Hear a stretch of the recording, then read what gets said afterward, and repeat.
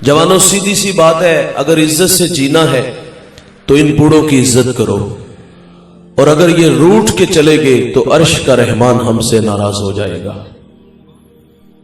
आज से तकरीबन एक अशरा पहले की कहानी है। मैं एक सफर में था तो मुझे सरेरा एक बूढ़ा मिला। खुदा झूठ ना बुलाए तो उस बूढ़े की उम्र 80 बरस थी। दूध की तरह सफेद दाढ़ी है, हाथ में असा, सर पे कपड़ों की गठड़ी है, चिलचिलाती कड़कती धूप है और सारा बदन पसीने से शराबूर था। गुजरते मेरे कदम रुक गए और मैंने उन्हें अपने साथ बैठा लिया। मैंने महसूस किया कि यह बूढ़ा जख्मी है और यह जख्म किसी पराये ने नहीं, अपने ने दिए हैं। मेरी उलझी उलझी बातें थी। मैंने कहा, कहां के इरादे हैं? उन्होंने मुझे मंजिल से आगाह किया। मैंने कहा, बाबा जी करीब ही तो अड्डा था, गाड़ी पे बैठ जाते। तो मुझे फरमाते कि मेरे पास किराया नहीं है। मैंने अगली बात की तो उस बूढ़े का लहजा टूट गया। मैंने कहा, बाबा जी बेटे को साथ ले लेते। जब बेटे का कहा तो छम छम आंखें बरसने लगी, होंठ कप कपाने लगे। मुझे रो करके कहते हैं कि मौलवी साहब, आज बेटे ने घर से निकाल दिया है। और घर से वालिद को नहीं भाई, रब की रहमतों को निकाल दिया। ये रूठ के चले गए तो अर्श का रहमान नाराज हो जाएगा, और अगर ये राजी है तो सोना रब राजी है। आपने 1000 बार उलमा से ये वाकया सुन रखा है। मूसा अलैहिस्सलाम एक दिन अल्लाह से अर्ज करते हैं, या अल्लाह जन्नत में मेरा हमसाया कौन होगा? तो फरमाया फलां कसाई। आप उसका अमल ढूंढने के लिए उसकी दुकान पे आए और अपने बारे में खबर नहीं दी कि मैं अल्लाह का नबी मूसा अलैहिस्सलाम हूं। उसके मेहमान बन करके उसके घर तक आए। दोस्तों, ऐसा नहीं हुआ कि वो नजरें चुरा के पीछे हुजरे में चला गया हो। अमूमन जिस तरह हमारे रवैये हैं, 25 की बोतल 50 का बर्गर माँ बाप से छुपा के पीछे हुजरे में ले जाते हैं। मैं ये नहीं आपको कहता कि आप बीवी की खिदमत ना करो, जरूर करो। देखें, आपकी खातिर माँ बाप, बहन भाई, सहेलियां छोड़ के आती है, उसकी खिदमत आपके कंधों पे है। लेकिन मेरा कहना है, जो मुकद्दम रिश्ते हैं, जिन्होंने पाला पोसा जवान किया, हमें यहां तक लाके खड़ा किया, इंतहाई माजरत से जुमला रस करने लगा हूं, तो क्या उनसे 100 रुपया छुपा के ले जाते हुए हमें शर्म नहीं आती? यार, उस 100 रुपए की हैसियत ही क्या है? खैर, मूसा अलैहिस्सलाम फरमाते, हम घर में दाखिल हुए तो मैंने क्या देखा? उसने सबसे पहला काम यह किया, लकड़ियां जमा की, आग जलाई, उस पर हंडियां रखी, अपने हाथों से खाना बनाया। जब खाना पक गया तो एक चारपाई पे नहीफ सी बुढ़िया थी, उसको उठाया और नवाले तोड़ तोड़ के उसके मुंह में रखे और उसकी खिदमत आशिकों की तरह करने लगा। जब उस बुढ़िया ने खाना खा लिया तो वो बुड़बड़ाने लगी, कुछ कहने लगी। मूसा अलैहिस्सलाम फरमाते, ये कौन है? तो वो कहता, ये मेरे माँ जी हैं। फरमाया, यार ये कुछ कह रही हैं। तो वो जेरे लब मुस्कुरा दिया। वो कहता, ये मेरी माँ कहती है कि अल्लाह जन्नत में तुम्हें मूसा अलैहिस्सलाम का पड़ोस अता फरमाए। वो कहता, भाईजान आप ही मुझे बताओ, कहां अल्लाह के नबी मूसा अलैहिस्सलाम और कहां मैं? तो मूसा अलैहिस्सलाम फरमाते, मैं तेरे सामने खड़ा हूं, खिदमत नबी से मिला रहे भाई। इनकी रजा में अल्लाह की रजा है, इनकी कदर जिंदगी में करो जवानों। हमने मरने के बाद देखा, कब्रिस्तान जाते जूते उतार के जाते, उल्टे कदम आते हैं। मरने के बाद पूरी मंडी के फल ला के सामने रख देते हैं। जिंदगी में शायद के कभी खिलाने का मिजाज ही ना हुआ हो, आज मरने के बाद ले आओ, जिंदगी में कदर करो ना। ये दोबारा नहीं आएंगे जवानों। और मेरा कहना है, ये जो माँ बाप होते हैं बोड़ के दरख्त की तरह होते हैं। आप भी देहाती हो, मेरा भी ताल्लुक एक देहात से ही है। हमारे देहातों में जब लाइट चली जाती है तो हम 4 पाइयां उठा के बोड़ के दरख्त के नीचे आ जाते हैं। मैं वालिदैन की मिसाल बोड़ के दरख्त के साथ देता हूं। लाइट चली जाए तो हम उसके नीचे आते हैं, क्योंकि उसका साया घना होता है, नीचे बैठने वाले आसूदगी महसूस करते हैं। लेकिन शायद कि ये एहसास कभी भी नहीं गुजरा कि इस दरख्त ने अपने ऊपर धूप कितनी बर्दाश्त की है, कितनी धूप बर्दाश्त करके हमें ठंडा साया दिया। कदरे नेमत ज़वाले नेमत के बाद होती है। उस दरख्त की कदर उस वक्त होती जब उसको काट लिया जाए, हटा लिया जाए। मुझे बताइएगा दोस्त, जहां कभी शजर था वहां आप 4 पाई लेके आ जाओ तो क्या आसूदगी मिलेगी? दीवार का साया ढूंढोगे, आसूदगी नहीं मिलेगी। जवानों, माँ बाप जो होते हैं ये बोड़ के दरख्त की तरह होते हैं। ये सारे जमाने के दुख, ये सारे जमाने की आजमाइशें, ये सारे जमाने की तकलीफें अपने ऊपर ले लेते हैं, लेकिन अपनी औलाद को तत्ती हवा नहीं लगने देते। मैं रात का मुसाफिर हूं, अक्सर लेट घर जाने का मिजाज है। जब भी किसी बड़े शहर से गुजरता हूं, रात 2 बजे 3 बजे मैं देखता हूं लोग फैक्ट्रियों से काम से फारिग होके घरों की तरफ जा रहे होते हैं। उसमें बूढ़े भी होते हैं, जवान भी होते हैं। जवानों को देख के मुझे कभी भी ताज्जुब नहीं हुआ। बात समझ में आती, इनके कुछ ख्वाब सपने हैं। ये हमसाए के घर से बड़ा घर चाहते हैं, हमसाए के घर में खड़ी गाड़ी से बड़ी गाड़ी चाहते हैं। ये शहर का, देहात का नुमाया शख्स बनने के लिए जान जोखों में डाली है। 8 से 18 घंटे मुशक्कत है, परदेश के धक्के हैं, मिस्त्रियों के पीछे दाबड़े उठा रहा है। बात समझ में आती है कि जो दुनिया बनाने के लिए, आसूदगी के लिए 18 घंटे काम करता है, ताज्जुब बूढ़ों को देख के होता है कि ये वक्त आराम का है, खिदमत करवाने का है। ये घर से साइकिल लेकर निकलता है तो 10 जगह पर रुक करके सांस लेके फिर फैक्ट्री पहुंचता है।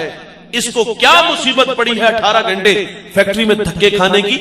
क्या मुसीबत पड़ी है फैक्ट्रियों में 18 घंटे मेहनत करने की, मिस्त्रियों के पीछे दाबड़े उठाने की?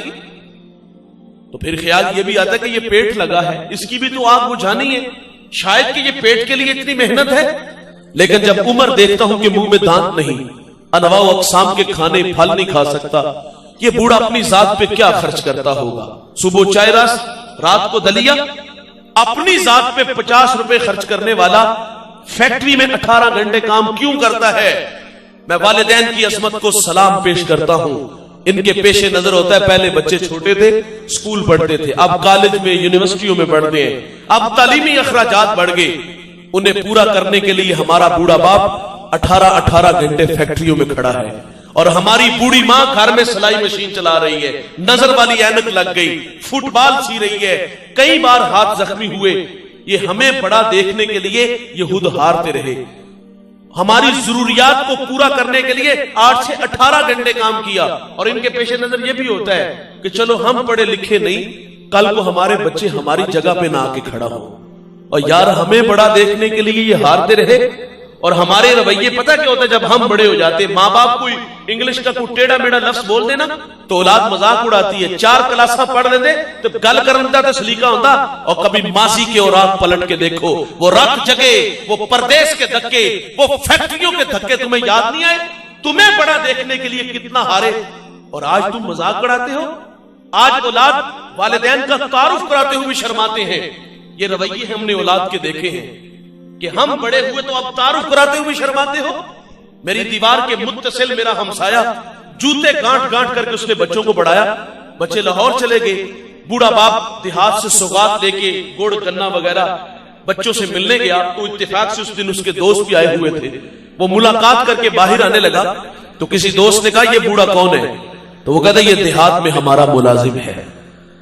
और माँ बाप हमारी खिदमत नौकरों की तरह करती है, लेकिन नकम्मी औलाद को तो नौकर नहीं समझना चाहिए।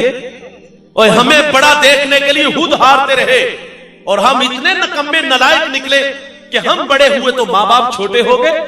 मेरा कहना, तुम बहुत बड़े अल्लामा हो, बहुत बड़े मुफ्ती हो, बहुत बड़े पीर हो, बहुत बड़े सरमायादार हो, बहुत बड़े सियासतदान हो, जब घर जाओ तो ये सारे स्टार उतार के जाया करो। जब घर जाओ तो वही 25 साल पुराना बबलू बन के जाया करो। और यार, जो माँ तुम्हें प्यार से पप्पू कहती थी वो बन के जाया करो। लेकिन हम घर में भी जाते तो बड़े बन के जाते। इमाम आजम कितना कादावर शख्स गुजरा है यार। माँ कहती, बेटे मैंने फलां बूढ़े आलिम से मसला पूछना है, सवारी तैयार करो। उस शहर का सबसे बड़ा मुफ्ती तो अपना बेटा है, लेकिन माँ से ये नहीं कहते कि माँ सवाल करो, जवाब दूंगा, दलाइल के अंबार लगाऊंगा, तशफ़ी ना हुई तो फिर जाएंगे, उसके पास जाने से मेरी तौकीर कम होगी। आप भोले भाले बन जाते, सवारी तैयार करते, माँ को सवारी में बैठाते, खुद नुकेल पकड़ते और उस आलिम के दरवाजे पे चले जाते। जब वो आलिम बाहर आता वो खुद शर्मिंदा होता कि ये तो मुझसे बड़े आलिम है। और इनके पास बड़ा बन के नहीं, छोटा बन के जाया करो, इसी में हुस्न है। लेकिन हम माँ बाप के पास भी जाते हैं तो बड़ा बन के जाते हैं। जवानों, इनकी कदर करो यार, ये दोबारा नहीं आएंगे। आप जिंदगी से रास्ता मांगोगे, लेकिन जिंदगी आपको रास्ता नहीं देगी। मैंने आगाज में एक जुमला बोला, निशान लगाइएगा उस बेटे पे जो फर्मा बरदार है, और उस बेटे पे भी निशान लगाना नहीं भूलना جو نافرمان ہے دنیا میں رزلٹ ہے، فرما بردار جیے گا شان سے، اور جو نلائق نافرمان ہوگا وہ دنیا میں بھی ذلیل ہوگا، اور جب اللہ کے سامنے جائے گا تو شرمندگی کے علاوہ کچھ بھی نہیں ملے گا۔ آپ اس دنیا ہوش ربا پہ نظر دوڑاؤ، جنہوں نے ماں باپ کو عزت دی ان کے نام آج بھی عزت سے لیے جاتے ہیں۔ میرے رسول یمن کی طرف منہ کرتے ہیں، قمیص کے بٹن کھولتے ہیں، لمبے لمبے سانس لیتے ہیں، اور کیا فرماتے ہیں؟ انی لاجد ریح الرحمان، مجھے یمن کی طرف سے یار کی خوشبو آتی ہے۔ وہاں کون تھا یار؟ وہاں حضرت اویس کرنی رضی اللہ تعالیٰ عنہ تھے۔ ساری زندگی حضور سے ملاقات نہیں ہوئی، شرف صحابیت سے ممتاز نہیں ہوئے، لیکن انہوں نے خیر التابعین کا لقب پایا۔ یہ اعزاز انہیں ملا کیسے؟ ان کی ایک بوڑھی ماں تھی، آنکھوں سے نابینا تھی، پیچھے کوئی خدمت کرنے والا نہیں تھا، خدمت نے روک لیا۔ میرے نبی صحابہ سے فرمانا تمہیں جب کبھی اویس ملے نا تو اس سے کہنا کہ میری امت کی مغفرت کی دعا کرنا۔ پتا چلا جو بیٹے فرما بردار ہوتے ہیں وہ مستجاب الدعوات بنتے ہیں، اور ان کی قدر کرو۔ اگر زندگی میں عزت چاہتے ہو تو انہیں عزت دے کر کے دیکھو۔ بھائی یزید کتنا قاداور شخص گزرا ہے۔ ایک دن ماں سے کہا ماں اگر آپ ناراض نہ ہو تو ایک بات عرض کروں۔ ماں نے کہا بیٹا بولیے۔ کہا آرزو ہے کہ رب کو راضی کرنا ہے، لیکن اس کے لیے اپنے حق معاف کر دو۔ ماں صابرہ تھی، کہا شوق سے جاؤ، حسینوں کے خواب نہیں دیکھے کہ ماں کو ناراض کیا ہے۔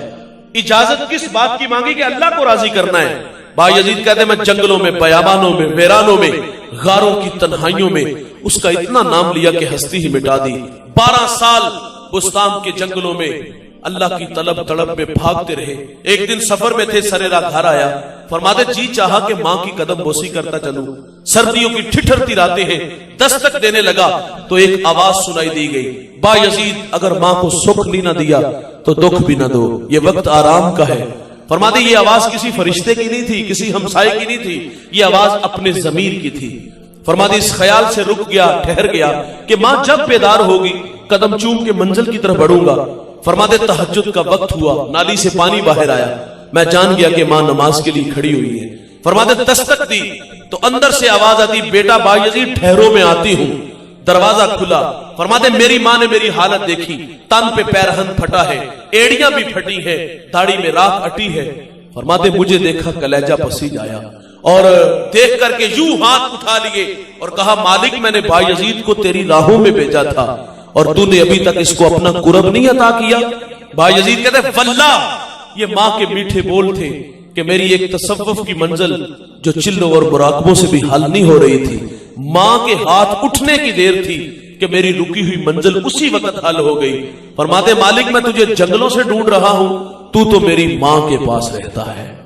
جس نے جو بھی پایا ہے بھائی خدمت سے پایا ہے۔ میں نے ابن کثیر میں ایک واقعہ پڑھا ہے، ایک بوڑھا 4 بیٹے رکھتا تھا، یہ پچھلی امتوں کا تذکرہ ہے۔ بوڑھا زندگی موت سے لڑنے لگا، بولو براز چارپائی پہ ہے، سب سے چھوٹے نے تینوں کو جمع کیا، کہا عجیب فیصلہ تمہارے سامنے رکھنا چاہتا ہوں۔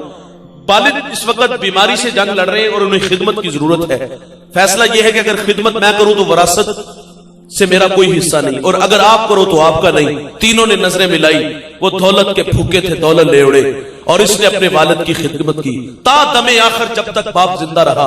اتنی خدمت کی، ہمارے دیہاتوں میں جب ہمارے بوڑھے راضی ہو نا، اور بہت کم روزی راضی ہوتے ہیں، ہم راضی کرتے ہی نہیں نا، تو جب راضی ہو تو ایک کلمہ بولتے ہیں، جملہ بولتے ہیں، جا پتر تیرے ستئی خیران ہے۔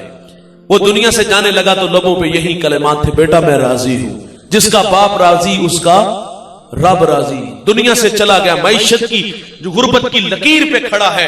ایک شب سویا، اللہ کا ایک بندہ خواب میں ملا، بیٹا فلاں شجر کے نیچے 100 درہم پڑا ہے، اٹھاؤ لے آؤ۔ سوال کیا اس میں برکت ہے؟ کہا برکت نہیں ہے، کیونکہ کثرت اور ہے برکت اور ہے۔ دوسرے دن پھر ملے، کہا وہاں 10 درہم پڑے ہیں، کہا برکت ہے؟ کہا برکت نہیں ہے۔ تیسرے دن ملے، کہا وہاں 1 درہم ہے، کہا برکت ہے؟ کہا ہاں اس میں برکت ہے۔ وہاں سے درہم اٹھایا، بازار لے گئے، وہاں ایک دکاندار آواز دے رہا تھا 1 درہم میں 2 مچھلیاں گھر لایا، پیٹ چاک کیے، 2 قیمتی موتی نکلے، 1 موتی لے کے بازار آیا، اور جس کو بھی دکھایا اس نے کہا پورے بازار میں اس کی کوئی قیمت نہیں ادا کر سکتا۔ بات سے وقت تک پہنچی، اس نے جواہری بلائے، 1 موتی کی قیمت کیا تھا بھائی؟ 10,000، 20,000 درہم، 25,000؟ نہیں دوست، 1 درہم کی قیمت، 1 موتی کی قیمت 30 خچر، ان پہ جتنا سونا لاد لیا جائے ایک موتی کی قیمت طے پاتی ہے، وہ سونا اٹھاتا ہے اور گھر لے جاتا ہے۔ بادشاہ دوبارہ طلب کرتا ہے، کہتا ہے کہ تیرے پاس کوئی اور موتی ہے؟ کہا ہاں ہے۔ کہا بیچتے ہو؟ کہا ہاں بیچتا ہوں۔ کہا لوگے کیا؟ کہا اب ڈبل ریٹ ہے۔ کہا اب ڈبل ریٹ ہو گیا۔ تو اس نے 60 خچر ان پہ سونا لاد کر کے اس کو دے دیا۔ یقیناً بادشاہ کے بعد اس شہر کا سب سے امیر شخص وہ ٹھہرا۔ کون؟ جس نے اپنے بوڑھے باپ کی خدمت کی۔ اور جوانوں، یہ ٹگے ہی سب کچھ نہیں، یہ دولت ہی سب کچھ نہیں۔ ماں باپ بہت بڑی دولت ہے اور ان کی قدر کرو۔ لیکن ہم نے دیکھا جب وراثت تقسیم ہوتی ہے تو بچوں کے جھگڑے دیکھنے والے ہوتے ہیں، بھائی آپس میں 1 انچ پہ ایک دوسرے کا گلا دبا دیتے ہیں، وراثت پہ جھگڑے۔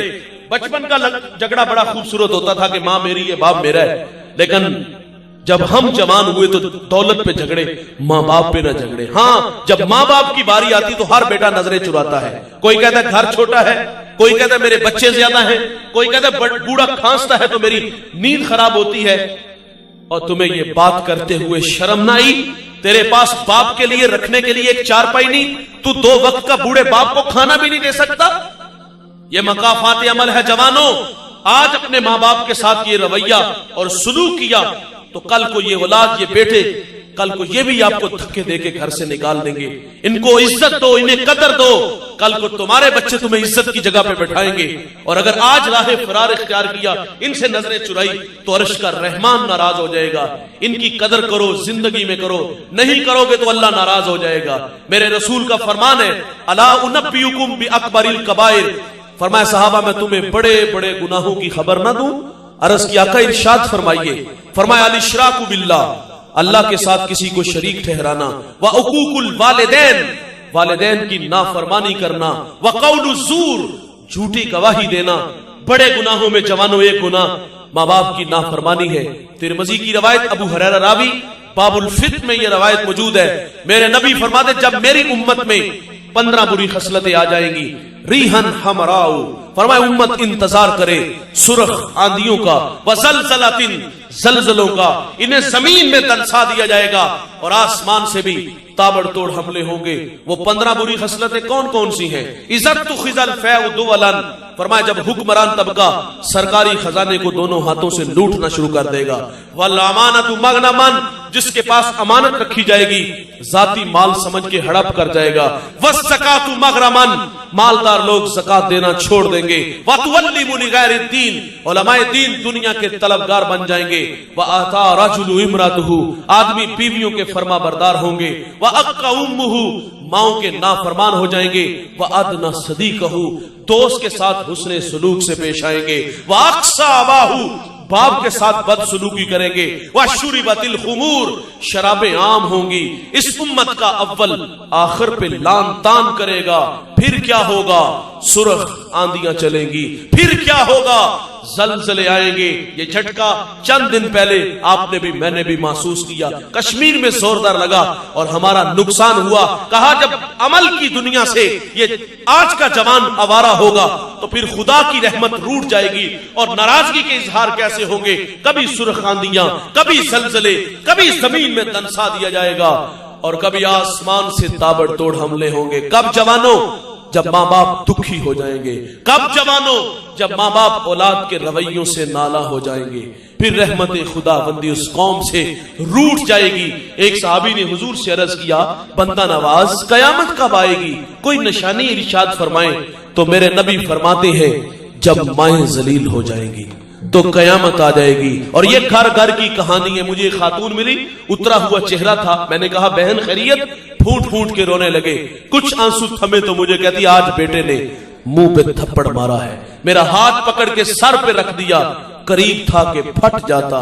یہ ہے رویے اولاد کے۔ پہلے ماں باپ ڈرتے تھے کہ اولاد ناراض ہوگی تو گھر نہ چھوڑ دیں گے، یہ کھانا کھانا چھوڑ دیں گے۔ آج ماں باپ کا یہ ڈر نہیں کہ یہ کھانا نہیں کھائیں گے، یہ گھر چھوڑ دیں گے۔ نالائق اچھے ہوٹلوں سے کھانا لا کے کھاتے ہیں، سامنے بیٹھ کے کھاتے ہیں۔ اب ماں باپ کا ڈر یہ ہے کہ کہیں منہ پہ تھپڑ نہ مار دے۔ یہ رویے ہم نے دیکھے ہیں اولاد کے۔ فرمایا جب مائیں ذلیل ہو جائیں گی تو خدا کی رحمتیں اس قوم سے روٹ جائیں گی۔ اور جوانوں ان کی قدر کرو، نہیں آئیں گے۔ میرے نبی فرماتے جنت تمہاری ماں کے قدموں تلے ہے۔ اور پھر عملاً رسول اللہ نے ہمیں کر کے بھی دکھایا. آپ مصلی پہ کھڑے ہیں، تا حد نظر اصحاب ہیں، چھم چھم آنکھیں برسنے لگی. آج مصلی پہ کھڑے ہو کر حضور کو اپنی بچھڑی والدہ یاد آ گئی. یہ مکی دور نہیں، مدنی دور ہے. یہاں آداب کی آیتیں اتر چکی ہیں. یہاں صحابہ کتار اندر کتار کھڑے ہیں. حضور کو اپنی بچھڑی ماں یاد آ گئی. یار جس نے دکھوں کا دور دیکھا ہو، خوشحالی آئی تو انسان آرزو کرتا ہے کاش کہ آج ماں باپ ہوتے تو میرے سر پہ عزت کی دستار دیکھتے. میرے ایک دوست نے گاڑی لی، میں نے مبارکباد پیش کی تو آنکھوں میں اتھرو تھے. میں نے کہا یہ خوشی کے آنسو ہیں یا ماضی کی کچھ تلخیاں ہیں؟ تو مجھے کہتے ایک زمانہ تھا کہ میری ماں بیمار ہو گئی اور میرے پاس اتنے پیسے نہیں تھے کہ میں ماں کو گاڑی پہ بٹھا کے ہاسپٹل لے جاتا. وہ کہتا ماں کو گدا گاڑی پہ بٹھایا اور ماں راستے میں ہی زندگی کی بازی ہار گئی. وہ کہتا آج سب کچھ ہے، ماں نہیں ہے. انسان ڈھونڈتا ہے یار ان محبوب رشتوں کو. کبھی اچار سے روٹی کھاتے تھے، ایک وقت کا ہوتا تھا، ایک وقت کا ہوتا نہیں تھا. آج دسترخوان پہ انواع و اقسام کے کھانے ہیں. کبھی کوئی گلی محلے میں نہیں جانتا تھا، آج پوری دنیا میں شہرت ہے. کبھی پاس سائیکل نہیں تھا، آج جہازوں کا سفر ہے. تو انسان ڈھونڈتا ہے پھر محبوب رشتوں کو.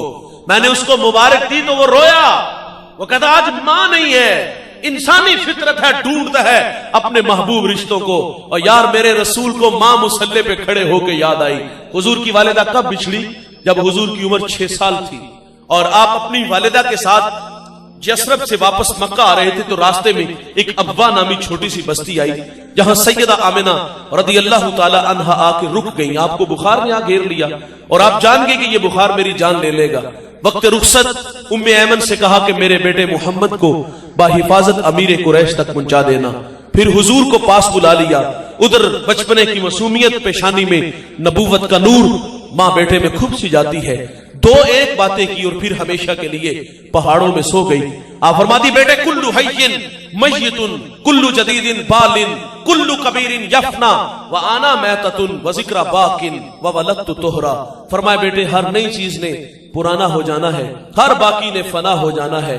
فرمایا بیٹے میں بھی جا رہی ہوں لیکن سنو میرا ذکر باقی رہے گا، وہ اس لیے کہ میں تیرے جیسا سونا محمد چھوڑ کے جا رہی ہوں. سانسوں کی مالا ٹوٹ گئی، موتی فضا میں بکھر گئے. حضور ماں سے لپٹ کے روئے. پھر اپنے ننھے ننھے ہاتھوں سے کالے پتھروں کی قبر بنائی، اس میں آنسوؤں کا چھڑکاؤ کیا. جہاں تک ماں نظر آتی رہی میرے رسول پلٹ پلٹ کے ان کالے پتھروں والی قبر کو دیکھتے ہیں. میں نے سیدہ آمنہ کے مزار کی 2 دفعہ زیارت کی ہے. یہ مدینہ سے 350 کلومیٹر کے فاصلے پر ہے. مقام بدر سے 85 ہے، مستورہ سے 25 ہے. پہلی دفعہ حاضری کا شرف ملا. رات 1:45 بجے پہاڑ کے نیچے تھا، ماحول خاموش ہے، ہوا کا کہیں سے ایک جھونکا بھی نہ آیا. لیکن جب سیدہ آمنہ کے قدموں میں جا کھڑا ہوا یقین جانیے ایسے لگا کہ اللہ نے جنت کے 8 دروازے ہی کھول دیے ہیں. آج بھی جنت سے ٹھنڈی ہوائیں سیدہ آمنہ کو سلام کرنے آتی ہیں. ام ایمن کہتی میں حضور کو لے کے پہاڑ سے نیچے آئی، پلٹ کے دیکھا تو ساتھ نہیں تھے. دوبارہ پھر پہاڑ پہ چڑھی. میری آنکھیں کیا دیکھتی ہیں؟ حضور ماں کے سرانے کھڑے ہیں اور وہاں کھڑے ہو کر کہہ رہے تھے امی جی آپ تو جانتے ہو کہ میرا اس دنیا میں آپ کے سوا کوئی بھی نہیں ہے. ام ایمن کی جان نکل گئی، حضور کو سینے سے لگا لیا. آقا فرمایا کرتے تھے ام ایمن میری ماں کے بعد میری ماں لگتی ہے. آج مصلی پہ کھڑے ہیں بھائی، بچھڑی ماں کی یاد آئی. حضور صحابہ سے کلام فرماتے ہیں کاش کہ آج میری ماں زندہ ہوتی، تمہیں نماز عشاء پڑھا رہا ہوتا. میری والدہ کو مجھ سے کوئی کام یاد آ جاتا، وہ مسجد نبوی کے دروازے پہ آ کے کہتی ابنی محمد، بیٹے محمد میری بات سنو. حضور فرماتے نماز توڑ کے پہلے اپنی ماں کی بات کو سنتا. ماں باپ بہت بڑی دولت ہے بھائی، ان کی قدر کرو، یہ دوبارہ نہیں آئیں گے. میں جوانوں ایک مشورہ دیتا ہوں اکثر کہ آپ مانا کے شادی کے بعد مصروف ہو گئے ہیں، آپ محبت ڈیوائیڈ ہو گئی، لیکن میں کہتا ہوں کہ یار ٹھیک ہے آپ بہت زیادہ مصروف ہو گئے ہیں لیکن 24 گھنٹوں میں 1 گھنٹہ تو کم از کم اپنے والدین کے لیے مختص کر دو. گپ شپ لگایا کرو، ان کے پاؤں دبایا کرو، ان سے مشورہ لیا کرو، ان کے لیے تحائف لایا کرو، ان کے لیے پھول لایا کرو، کپڑے لایا کرو، کبھی کبھی باہر سے کھانا کھلایا کرو، کبھی کبھی پرانے دوستوں سے ملانے لے جایا کرو. یقین جانو یہ بوڑھے نہیں مریں گے، یہ مرتے اس وقت ہے جب اولاد توجہ نہیں دیتے. ہمارا جب ہم خود کفیل ہوتے ہیں نا تو ماں باپ ظاہر اب ہمیں ان کی ضرورت نہیں رہی، ہم معاشی طور پہ مضبوط ہو گئے. پہلے کبھی کبھار جو رابطہ تھا وہ پیسے لینے کے لیے ہوتا تھا، اب تو بیچارے وہ خود محتاج ہے. اور اب والدین کی یاد بھی نہیں آئی، کبھی پاس بیٹھنا بھی نصیب نہیں ہوا، کبھی پاؤں دبانا بھی نصیب نہیں ہوا.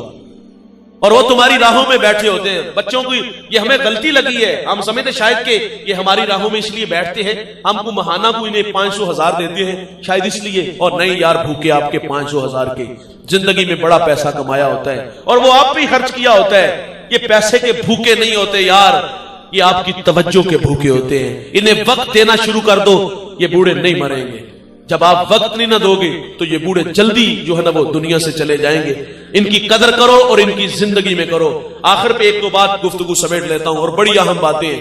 واصف علی واصف سے کسی نے سوال کیا کہ ماں باپ دنیا میں نہ ہو تو بندہ ان کے ساتھ حسن سلوک کرنا چاہے, کوئی عمل وظیفہ ہے؟ لیتے جائیے. جن کے ماں باپ دنیا میں نہیں اور جن کے ہیں وہ بھی قدر کرے. واصف علی واصف سے کسی نے کہا کہ ماں باپ نہ ہو تو ان کے ساتھ حسن سلوک بندہ کرنا چاہے کہ وہ قبروں میں آسودہ ہو, تو کوئی وظیفہ ہے؟ تو آپ نے فرمایا ہاں ہے. وہ کیا؟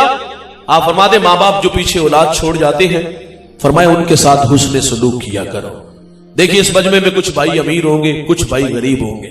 کتنا ہی اچھا ہے کہ امیر بھائی اپنے غریب بھائی کی کفالت لے لے, لیکن ہمارے ہاں ایسا نہیں ہوتا. امیر بھائی کے دسترخوان پہ انواع و اقسام کے کھانے پھل ہوتے ہیں, باقی بچ جانے والے کتوں کے آگے ڈال دیے جاتے ہیں, روڑی پہ پھینک دیے جاتے ہیں. لیکن غریب بھائی کے گھر میں نہیں بھیجا جاتا. اس کے گھر میں رونے کی بھی آواز آتی ہے, اس کی کبھی دہاڑی لگتی کبھی نہیں لگتی. وہ کتنا ہی اچھا تھا کہ بھائی بھائی کی کفالت لے لیتا. لیکن ہمیں یہ نشہ ہے کہ یہ ہمارے برابر نہ ہو, ساری زندگی میرے آگے دامن پھیلا کے کچھ نہ کچھ مانگتا رہے. میں اس شخص کو جانتا ہوں جو 5 فیکٹریوں کا مالک ہے, اسی فیکٹری میں اس کا بھائی ملازم ہے, بھتیجے بھی گالیاں دے لیتے. اس مجمع میں کچھ بھائی امیر ہوں گے اور بھائیوں کی کچھ بہنیں غریب بھی ہوں گی. کتنا ہی اچھا ہے کہ امیر بھائی غریب بہن کی کفالت لے لے, لیکن ایسا نہیں ہوتا. غریب بہن تو بھائی سے رشتہ لینے آ جائے نا تو بھائی کے تیور دیکھنے والے ہوتے. تجھے جرت کیسے ہوئی, تو اپنی اوقات تو دیکھ, تو میری بیٹی کو 2 وقت کا کھانا نہیں دے سکتی اور رازق تو ہے. یہ ہے رویے بھائیوں کے. لیکن ہمارا کہنا ہے بہنیں ولی بنا دیتی ہے. بہنوں کو عزت دینے والا مزاج رکھو. لیکن ماں باپ چلے جائیں نا, 6 مہینے ہمارے گھروں میں نہ آئے تو ہمیں کبھی ان کی یاد بھی نہیں آئی. یہ تو بیچاریاں چھٹیوں میں اگر بھائی کے پاس رہنے آ جائے نا تو بھائی کے تیور دیکھ کے 2 دن بعد گھر چلی جاتی ہے. یہ رویے ہیں ہمارے. لوگ ہم سے مسئلہ پوچھتے مولوی صاحب بہن تحفہ دے تو لے لینا چاہیے, اور آپ کو پتہ تحفہ کیا ہم لیتے ہیں؟ ہم اس کے حصے کی زمین ہتھیا لیتے ہیں. بہن سے تحفہ زمین لے لیا, اور یہ بھی اس کی مجبوری تھی. اگر وہ حصہ نہ اگر لیتی نا تو بھائی نے باقاعدہ اپنے بچوں کو نفرت کا سبق سکھا کے جانا تھا کہ پھپھو کو منہ نہیں لگانا, میں مر گیا تو میرا منہ نہیں دکھانا. اور اس سے زمین لے لی, وہ تحفے میں لے لی, کبھی اس کی یاد بھی نہیں آئی. میں کہتا ہوں میرا ایک سوال ہے, بچوں کے دل میں خالہ کا پیار ہوتا ہے, پھپھو کا پیار کیوں نہیں ہوتا؟ پھپھو کیوں اتنی بری لگتی ہے؟ یہ بری ہوتی نہیں, یہ بہنیں ماں کا روپ ہوتی ہیں. ساری زندگی بھائیوں کے لیے بہنوں کے ہاتھ اٹھے رہتے ہیں, لیکن بھائیوں کو بہنوں کی یاد کیوں نہیں آتی؟ بچوں کے دل میں خالہ کا پیار کیوں ہوتا ہے؟ معذرت سے کہوں گا ہم نے اپنی پھپھو کا اپنی بہن کا پیار سکھایا ہی نہیں. میرے بچوں کی عادت ہے, اللہ کے فضل سے میری بہنیں آتی تو وہ پھول لے کے استقبال کرتے ہیں. سکھاؤ اپنے بچوں کو اپنی پھپھو کا پیار. نہیں اتنی بری ہوتی جتنی بری ثابت کی جاتی ہیں. انہیں عزت دینے والا ماحول بناؤ, ان کے پاس جایا کرو, انہیں اپنے پاس بلایا کرو, ان کی خدمت کیا کرو. یہ میرے رسول کی سنت ہے, بہن گھر آئے تو اس کو خالی ہاتھ نہ بھیجا کرو, کچھ نہ کچھ اس کی خدمت کر کے بھیجا کرو. اور آخری بات گفتگو سمیٹ لیتا ہوں. ایک بہت بڑا مذہبی اسکالر ہے, میں نے اس کا لیکچر سنا, بات اس کی سیدھی دل کو لگی. وہ کہتا ہے میرے پاس ایک شخص آیا, اس کو بلڈ کینسر تھا, زندگی موت سے لڑ رہا تھا, اور مجھے اس نے دعا کے لیے کہا. تو میں نے پوچھا کہاں سے آئے؟ کہا لاہور سے. آبائی شہر پوچھا, کہا فیصل آباد. کہا وہاں کو تیرے عزیز رشتہ دار ہے؟ کہا ہاں ہے, چچا تائے بہنیں ہیں وہاں. کہا ان کی مالی پوزیشن کیسی ہے؟ کہا وہ سب غریب لوگ ہیں. پوچھا کتنی دیر ہو گئی ان سے ملاقات کیے ہوئے؟ تو وہ کہتا ہے 20 سال ہو گئے. غریب تو رشتہ دار بھی نہیں نہ ہوتا. کہا 20 سال ہو گئے ملاقات ہی نہیں کی. کہا تیرا علاج آج سے شروع ہوتا ہے.